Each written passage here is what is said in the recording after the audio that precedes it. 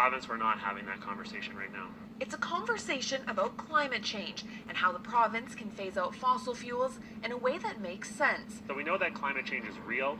We know that it's going to have huge implications for Saskatchewan, and we need to kind of transition off of our dependency of fossil fuels. How do we do that in a fair way that protects workers, that makes sure, they can still put food on the table for their families? Over the weekend, experts flocked to Regina to discuss strategies as part of the Just Transition Summit, a response to a recent report released by the Intergovernmental Panel on Climate Change, calling for a drastic reduction in emissions by 2030.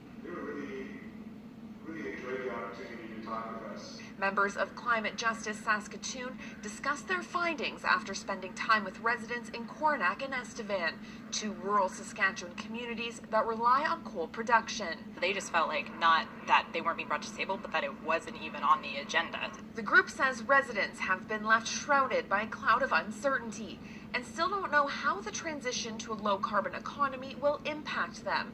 And members of the Indigenous community say they're not being included in the discussion either. Indigenous peoples contribute the least to greenhouse gas emissions, but we are impacted the most and often the first in our communities. Michelle Brass is a member of Indigenous Climate Action, a national organization working to bring Indigenous peoples to the forefront. The solutions for climate change have to come from the land and have to come from the local places that we live, and Indigenous knowledge and wisdom can bring that forward.